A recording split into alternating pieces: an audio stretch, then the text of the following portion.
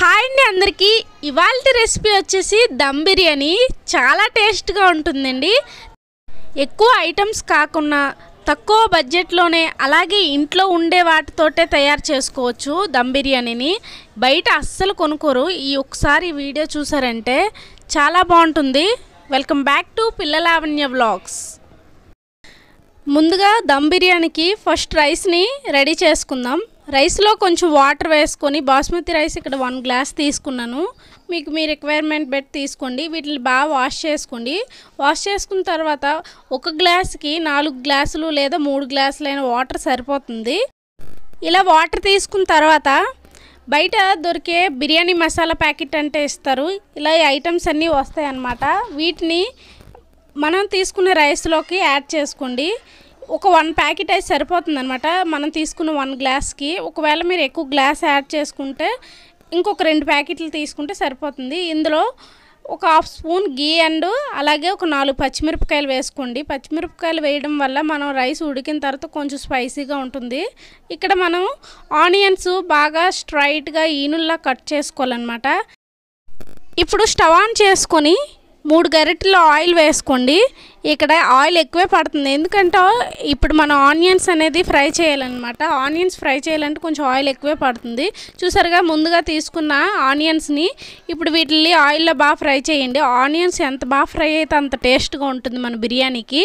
మనం ఎప్పుడైనా సరే బిర్యానీ ప్రాసెస్ చేసేటప్పుడు ముందుగా రైసు అలాగే మనం తీసుకున్న ఆనియన్స్ ముందుగా అయిపోతే మనకు కొంచెం టైం అనేది సేవ్ అవుతుంది అనమాట. చూసారా ఇవి గోల్డెన్ కలర్లోకి వచ్చినాయి. ఇలా వస్తే సరిపోతుంది. ఇలా గోల్డెన్ కలర్ వచ్చిన వరకు ఉల్లిపాయలు అనేవి వేపుకుంటే చాలా టేస్ట్గా ఉంటుందన్నమాట. మన బిర్యానీకి మరింత టేస్ట్ని ఇచ్చేవి ఆనియన్సే అనమాట. ఇలా వేగినాయి కదా వీటిని ప్లేట్లోకి తీసుకుని పక్కన పెట్టుకోండి. ఇప్పుడు ఒక మిక్సీ జార్ని తీసుకొని అందులోకి ఒక 5-6 పచ్చిమిరపకాయలు కొంచెం స్పైసీ ఉన్నవైతే తక్కువ వేసుకోండి, స్పైసీ లేకపోతే కొంచెం ఎక్కువ వేసుకోండి. అలాగే అల్లం కొమ్ములు కొన్ని వేసుకున్నాను. అలాగే కొంచెం వెల్లుల్లిపాయలు వేసుకున్నాను, దీని అల్లం వెల్లుల్లి పేస్ట్ లాగా. అలాగే కొంచెం కొత్తిమీర. ఇక్కడ మనం పెరుగు అనేది యాడ్ చేయట్లేదు. పెరుగు కోసం చెప్పేసి టమాటాస్ వేసుకుంటున్నాము. టమాటాస్ వల్ల కొంచెం గ్రేవీ యాడ్ అవుతుంది కాబట్టి పెరుగు యాడ్ చేస్తలేదు. పెరుగు యాడ్ చేసుకున్నా పర్వాలేదు. ఇలా కూడా ఒకసారి ట్రై చేయండి. పెరుగు లేకుండా చాలా టేస్ట్గా ఉంటుంది. ఇలా ఈ పేస్ట్ని పక్కకు పెట్టుకోండి. ఇప్పుడు చికెన్ని మ్యాగ్నేట్ చేసుకుందాం. చికెన్ని బాగా వాష్ చేసుకొని నిమ్మరసాన్ని వేసుకొని అలాగే అందులో ఏమైనా ఉంటే ఎక్సెస్ తీసేసి తర్వాత 1 స్పూన్ అలా సాల్ట్ యాడ్ చేయండి. నిమ్మరసము సాల్ట్ ముక్కలకు పట్టేలా ఒకసారి వాటిని మిక్స్ చేయండి. దీనివల్ల బిర్యానీకి మరింత టేస్ట్ని ఇస్తుంది.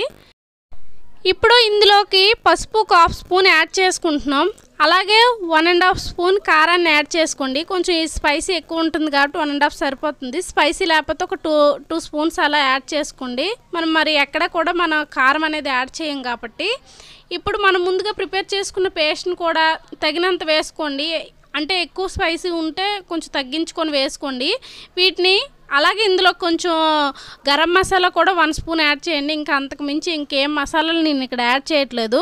మనం అందరూ చిన్నపిల్లల నుంచి పెద్దవాళ్ళ వరకు తినేలాగే మనం ప్రిపేర్ చేసుకోవాలి కాబట్టి ఈ విధంగా సరిపోతుంది. అలాగే ఇందులో పెరుగు కూడా మనం యాడ్ చేయట్లేదు. పెరుగు యాడ్ చేయకపోయినా పర్వాలేదు, టేస్ట్ చాలా బాగుంటుంది. వీటిని మ్యాగ్నేట్ చేసి పక్కన పెట్టుకోండి. ముందుగా ఆనియన్స్ ఫ్రై చేసుకున్న ఆయిల్లోకి ఇటువంటి బిర్యానీ మసాలా ప్యాకెట్ ఒకటి ఉంటుంది కదా అది ఒకటి యాడ్ చేసుకోండి. మనం తీసుకునే రైస్కి బిర్యానీ మసాలా ప్యాకెట్ ఒకటి సరిపోతుంది. వీటిని కొంచెం ఆయిల్లో ఫ్రై అయిన తర్వాత మనం ముందుగా మ్యాగ్నేట్ చేసుకున్న చికెన్ని ఇప్పుడు యాడ్ చేసుకోండి. ఈ చికెన్ ఆయిల్లో బాగా ఫ్రై అయ్యేలా వీటిని ఫ్రై చేసుకోండి. చికెన్ ఎంత బాగా ఫ్రై అయితే ఫైనల్లో టేస్ట్ అంత బాగుంటుంది. మనం ముందుగా ఆనియన్స్ అనేవి ఫ్రై చేసుకున్నాం కదా అందులో ఒక 50% తీసుకొని ఇందులో వేసుకోండి ఆనియన్స్ని. మనం సపరేట్గా ఇంకా ఆనియన్స్ మళ్ళీ యాడ్ చేసుకోవసరలేదు. వాటిని ఫ్రై చేసిన ఆనియన్స్ యాడ్ చేసుకుంటే సరిపోతుంది. వీటిని ఆయిల్లో బాగా ఫ్రై చేసుకోండి. మరి ఫైనల్గా మనం ఇంకా ఫ్రై చేయం కాబట్టి ఇక్కడ వాటర్ అనేది యాడ్ ఏం చేయట్లేదు కాబట్టి ఇక్కడ ముక్క అనేది బాగా ఫ్రై అయితే టేస్ట్గా ఉంటుంది. ఇలా ఫ్రై అయిన తర్వాత వీటిని పక్కన పెట్టుకోండి. మనం ముందుగా ప్రిపేర్ చేసుకున్న రైస్ని ఇప్పుడు స్టవ్ ఆన్ చేసుకొని వీటిని బాయిలింగ్ చేసుకోవాలన్నమాట. రైస్ అనేది బాయిల్డ్ అయితే సరిపోతుంది. చూసారా ఈ విధంగా బాయిల్డ్ అవ్వాలన్నమాట. మనం ముందుగా కొంచెం నానపెట్టుకుంటాం కాబట్టి త్వరగానే అయిపోతుంది. చూసారా రైస్ని ఇలా పట్టుకుంటే విరిగిపోతే ఒక 75% 80% ఉడికితే సరిపోతుంది. ఇక్కడ చికెన్ కూడా రెడీ అయ్యింది, అలాగే రైస్ కూడా రెడీ అయిపోయింది. నెక్స్ట్ దమ్ బిర్యానీ చేయడానికి ఇలాంటి మందపాటి గిన్నె తీసుకొని ఆయిల్ అప్లై చేసుకోవాలన్నమాట. ఆయిల్ అప్లై చేసుకున్న తర్వాత ఇప్పుడు మనం ముందుగా ప్రిపేర్ చేసుకున్న చికెన్ని ఇలాగ స్ప్రెడ్ చేసుకొని కింద ఇక బాటమ్ లేయర్గా వీటిని వేసుకోవాలన్నమాట. దమ్ చేసుకోవాలి కాబట్టి వీటిని ఆయిల్ అనేది అప్లై చేస్తాం, లేదా అడుగు మాడిపోతుంది.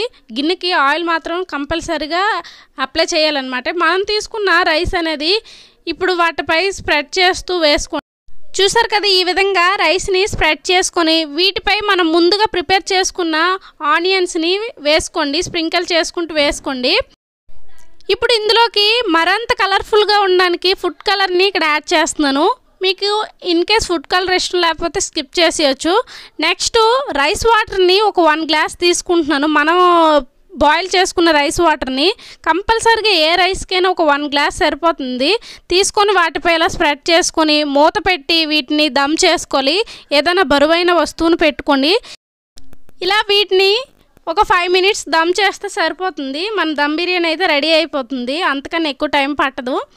చూసారు కదా, చాలా ఈజీగా చేసుకోవచ్చు దమ్ బిర్యానీ అనేది. చాలా తక్కువ ఐటమ్స్తో, అందరి ఇంట్లో ఉండే ఐటమ్స్ తోటే ఈజీగా చేసుకోవచ్చు అనమాట దమ్ బిర్యానీ. ఎవరైనా మన వీడియోస్ చూసి ఈజీ చేసేవచ్చు, అంత ఈజీగా చేశాను. ఇందులో ఎటువంటి ఐటమ్స్ కూడా ఎక్కువ వేయలేదన్నమాట. చాలా తక్కువ ఐటమ్స్ తోటే చేసుకోవచ్చు దమ్ బిర్యానీ అనేది. చూసారా ఎంత బాగా వచ్చిందో దమ్ బిర్యానీ. రైసు చక్కగా ఉడికింది. చూసారా ఎంత బాగుందో. టేస్ట్ అయితే మీరు కూడా కంపల్సరీగా ట్రై చేసి ఎలా వచ్చిందో కామెంట్ సెక్షన్లో కామెంట్ చేయండి. అలాగే మన ఛానల్ ఫస్ట్ టైం చూసినట్లయితే సబ్స్క్రైబ్ చేసుకోవడం మాత్రం మర్చిపోకండి. ఈ వీడియో యూజ్ అయిన వాళ్ళకి తప్పకుండా షేర్ చేయండి. Thank you for watching.